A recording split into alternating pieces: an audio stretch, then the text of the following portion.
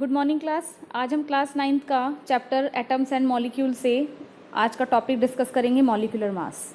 तो देखिए molecular mass क्या होता है।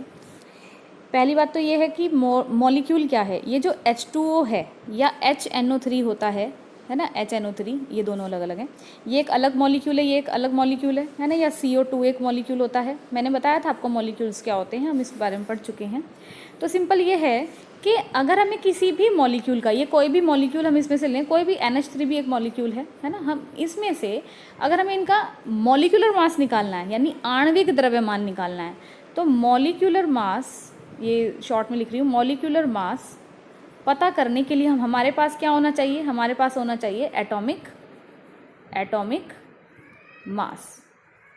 ठीक है, हमें पता होना चाहिए एटॉमिक मास। अब ये एटॉमिक मास कहाँ से पता लगेगा। देखिए ये एटॉमिक मास आपकी बुक में भी दे रखा है ना, कि किसका एटॉमिक मास कितना होता है, कोई भी एलिमेंट का ये लिखा हुआ है। अगर आपको जानना है औरों का भी तो आप नेट पे भी देख सकते हैं, या फिर आप मेरे को व्हाट्सएप पे भी मैसेज कर सकते हैं। ठीक है, मैं आपको बता सकती हूँ। अब देखिए यहाँ पर क्वेश्चन दिया गया है, क्वेश्चन है हमारा फर्स्ट वाला कि जो ये वाटर है H2O, इसमें मॉलिक्यूलर मास बताइए H2O का। तो H2O में अगर हम बात करें H2O की, तो इस H2O में H कितने हैं, दो हैं, दो H हैं। हम इसको ऐसे लिख सकते हैं, एक H का एटॉमिक नंबर कितना होता है, एटॉमिक नंबर भी 1 होता है और एटॉमिक मास कितना होता है, 1 होता है। अब क्योंकि यहाँ पर H कितने हैं, 2 है ना, तो हम क्या करेंगे, सिंपल इसको 1 × 2 कर देंगे, क्योंकि H कितने हैं, 2 है, तो यहाँ कितना हो जाएगा 2। तो H2 का मॉलिक्यूलर मास, मतलब मॉलिक्यूलर मास 2 आ गया कह सकते हैं। अगर हम ऑक्सीजन की बात करें तो ऑक्सीजन का जो एटॉमिक मास होता है वो कितना होता है, 16 होता है ना। हमने क्या काम करा, एटॉमिक मास हाइड्रोजन का भी पता कर लिया और ऑक्सीजन का भी पता कर लिया, दोनों को पता लग गया। अब हम क्या करेंगे, मॉलिक्यूलर मास निकालने के लिए इनको ऐड कर दो, 2 + 16, तो बराबर कितना हो जाएगा, बराबर हो जाएगा, ये देखिए 2 + 16 बराबर हो गया 18, है ना। तो H2O का मॉलिक्यूलर मास कितना है, 18 है। सिंपल। नेक्स्ट वाला देखिए, नेक्स्ट वाला जो क्वेश्चन है उसमें HNO3 का पूछा गया है ना, कि ये जो HNO3 है इसका मॉलिक्यूलर मास कितना है। तो सिंपल, H का कितना है, 1 हाइड्रोजन का, अब इनको ऐड कर दो, प्लस N का कितना होता है 14, प्लस ऑक्सीजन का मैंने आपको बताया कि 16 होता है, और मल्टीप्लाई कर देंगे 3 से, क्योंकि यहाँ पर ऑक्सीजन है कितनी, 3 है। तो सिंपल, अब यहाँ देखिए 1 + 14, इन दोनों को मल्टीप्लाई करेंगे तो 48 आएगा, और अब इन सबको ऐड कर लीजिए तो कितना आएगा, 63। ओके, तो HNO3 का मॉलिक्यूलर मास कितना है, 63 है। अब आप यहाँ पर देख पा रहे होंगे एक और दिया है ना, ये वाला 5th question, CaCl2, calcium chloride में हमें द्रव्यमान मॉलिक्यूलर मास बताना है। तो देखिए कैल्शियम कितना है, कितने मॉलिक्यूल है कैल्शियम का, 1 है, और कैल्शियम का एटॉमिक मास होता है 40, और प्लस कर देंगे। अब यहाँ पर Cl कितने हैं, Cl है यहाँ पे 2, और इसको मल्टीप्लाई करेंगे। क्लोरीन का कितना होता है, एटॉमिक नंबर होता है 35.5। तो अब इन सबको मल्टीप्लाई करके, जो मल्टीप्लाई होना है उन्हें मल्टीप्लाई करो, जो ऐड होना है, यहाँ मल्टीप्लाई है ना, जो ऐड होना है उसको ऐड करो। ये मल्टीप्लाई है, ये भी मल्टीप्लाई है, खाली ये प्लस है। तो हमारे पास कितना आंसर आएगा, हमारे पास आएगा 111। ठीक है, तो ये CaCl2 का मॉलिक्यूलर मास है। ओके, अब देखिए यहाँ पे नेक्स्ट आपका टॉपिक है, नेक्स्ट टॉपिक दिया है ग्राम परमाणु द्रव्यमान, ग्राम आणविक द्रव्यमान व ग्राम आणविक आयतन। सिंपल है, इसमें कुछ नहीं है, मैं आपको बताती हूँ। जो ये फर्स्ट वाला है ग्राम परमाणु द्रव्यमान, ये क्या होता है, इसका मतलब है कि आपको ग्राम में डिफाइन करना है ना, कि परमाणु का द्रव्यमान कितना है। सिंपल, जैसे आपको पता है कि ऑक्सीजन का कितना होता है, 16 होता है ना, परमाणु द्रव्यमान 16 होता है, इसके आगे ग्राम लिख दीजिए बस। तो ये हो गया कितना, 16 ग्राम। तो ये तो आपको कितना हो गया परमाणु द्रव्यमान। ये क्या हो गया आपका परमाणु द्रव्यमान, जो कि ग्राम में बताया गया। इससे पहले ग्राम लगा दिया तो ग्राम परमाणु द्रव्यमान ये रहा। ये वाला टॉपिक यहाँ से क्लियर हो गया। सेकेंडली आपको कहा है ग्राम आणविक द्रव्यमान, ये वाला ग्राम आणविक, मैं आपको इससे समझाती हूँ। ग्राम आणविक द्रव्यमान, ये ग्राम आणविक द्रव्यमान में क्या है, अब देखिए ये तो O था, अगर मैं यहाँ O2 कर दूँ तो ये O2 का एक मॉलिक्यूल बन जाएगा, सिंपल है ना। तो 16 और इंटू 2, 16 एक ऑक्सीजन का होता है, 2 ऑक्सीजन का कितना हो गया 32, तो 32 ग्राम आ जाएगा यहाँ पर। अगर आपसे एक ऑक्सीजन की बात हो रही है तो 16 ग्राम, वो हो गया परमाणु द्रव्यमान। और अगर आप मतलब कहने का ये है कि अगर ऑक्सीजन का आपका परमाणु द्रव्यमान पूछा जा रहा है तो आप बताएंगे 16 ग्राम, और अगर आपसे ऑक्सीजन का मॉलिक्यूलर मास यानी आणविक द्रव्यमान पूछा जा रहा है तो आप बताएंगे 32 ग्राम। ये मैंने ऑक्सीजन का एग्जाम्पल लिया, आप किसी और का भी ले सकते हैं। ओके, नेक्स्ट टॉपिक है ग्राम आणविक आयतन। अब देखिए ये ग्राम आणविक आयतन क्या होता है, तो देखिए सिंपल इसमें क्या करना है हमें, मैं आपको बताती हूँ। इसमें कहा है, इसको थोड़ा सा पढ़ लीजिए, किसी भी पदार्थ के 1 ग्राम आणविक द्रव्यमान का गैसीय अवस्था में आयतन ग्राम आणविक आयतन कहलाता है। किसमें बोला इन्होंने, गैसीय अवस्था में, ठीक है। सामान्य ताप व दाब पर आपको पता है हम 273 और मतलब वैल्यू लेते हैं एटमॉस्फेरिक प्रेशर पे। 1 ग्राम आणविक द्रव्यमान गैसीय 22.4 लीटर होता है। बस ये वाली वैल्यू आप याद रखिए। अब यहाँ देखिए, यहाँ बोला गया है अतः सामान्य ताप व दाब पर, है ना, कितना हो गया आपका, ये हो गया 22,400 मिली हाइड्रोजन का द्रव्यमान बराबर कितना होगा, हाइड्रोजन का ग्राम अणु द्रव्यमान बराबर 2 ग्राम। तो सिंपल हमें इस वैल्यू से यहाँ से हम ये कैलकुलेट कर लेंगे।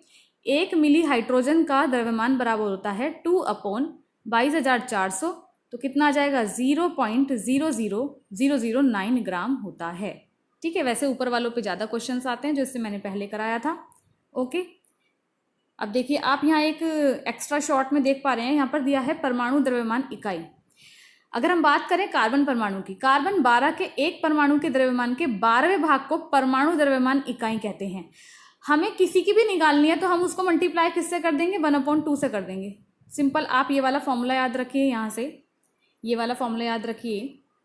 1 AMU बराबर होता है ना।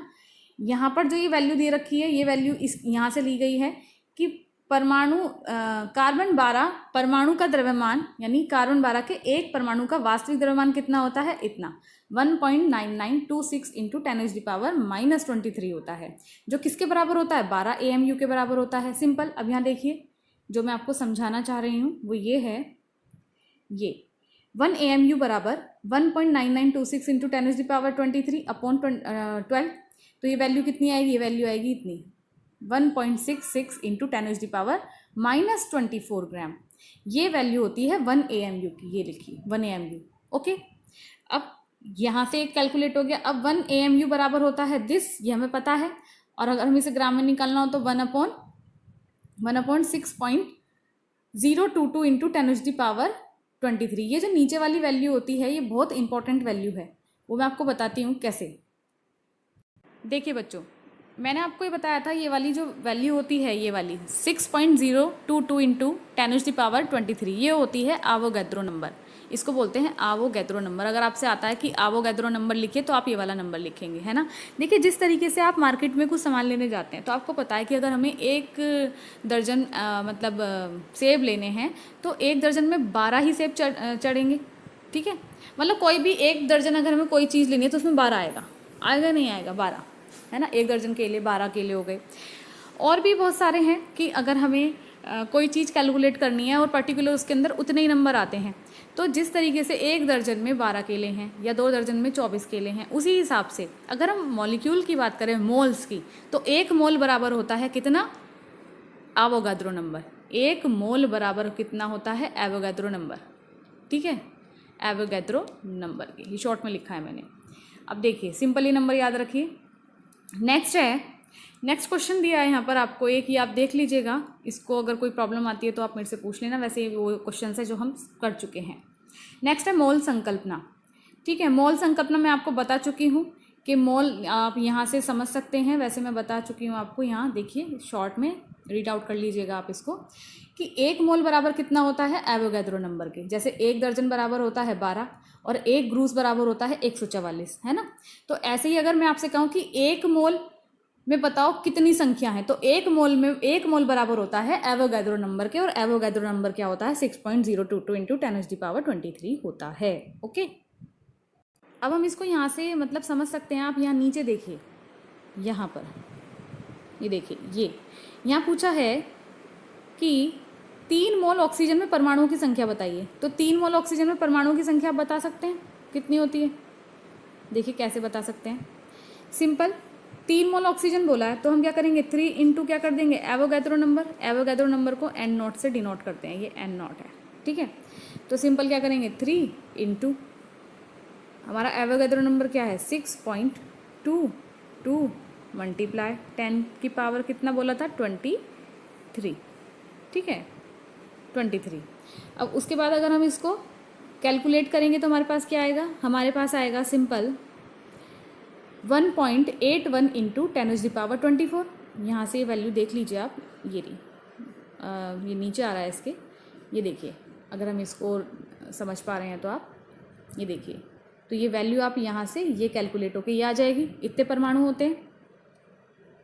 अब देखिए यहाँ पर अगर 1 मोल कार्बन डाइऑक्साइड में कार्बन तथा ऑक्सीजन परमाणु की संख्या को अगर हम ज्ञात करें तो कैसे करेंगे, कार्बन परमाणु की एवोगैड्रो संख्या प्लस 2 इंटू ऑक्सीजन परमाणु की एवोगैड्रो संख्या। दोनों बार हमें एवोगैड्रो नंबर यूज़ करना पड़ेगा यहाँ पर, क्योंकि अब CO2 में पूछा है, पहले ऑक्सीजन में पूछा था। तो सिंपल जैसे ये CO2 है, CO2 है ना, CO2 है, तो पहले हम क्या करेंगे 2 इंटू कार्बन की, पहले वाला 2 इंटू कार्बन में हो गया। देखिए इसको यहीं से क्लियर करते हैं क्योंकि थोड़ा सा कंजस्टेड हो रहा है। देखिए पहला तो यहाँ पर दे रखा है ये वाला कार्बन परमाणु की एवोगैड्रो संख्या प्लस 2 इंटू, क्योंकि ऑक्सीजन 2 है इसलिए 2 से मल्टीप्लाई किया गया है एवोगैड्रो नंबर को। अगर आप ये वाली कैलकुलेशन देख पा रहे हैं तो ये वाली कैलकुलेशन, ठीक है। और इसको सोल्व करके आएगा दिस। तो हम कह सकते हैं कि 1 मोल और CO2 में 1 मोल कार्बन परमाणु कितने हैं, कितने हैं हमारे पास जो वैल्यू निकल के आई थी ये रही, ठीक है। अगर हम यहाँ से निकालें वैल्यू तो हम इसको कैलकुलेट कर सकते हैं। तो 2 मोल ऑक्सीजन की कितनी हो गई, इतनी, 1 मोल कार्बन की इतनी है, 2 मोल ऑक्सीजन की इतनी है। तो स्पष्ट है कि मोल एक बेहतर अवधारणा है और इसलिए मोल अवधारणा को वरीयता दी जाती है। मतलब हमें जो केमिस्ट्री में यूज़ करते हैं वो मोल को ही हम यूज़ करते हैं। अब यहाँ पर इसका महत्व दे रखा है, सिंपल कुछ नहीं है कि हम इसमें किस किस में मतलब इसको यूज़ कर सकते हैं। तो पदार्थ के कणों की संख्या में हमें इससे जानकारी मिलती है, पदार्थ के द्रव्यमान के पदों में, गैस के आयतन में, सिंपल है। और अब हमारा ये चैप्टर कंप्लीट होता है, ठीक है। Thank you. कोई प्रॉब्लम हो तो आप व्हाट्सअप कर सकते हैं।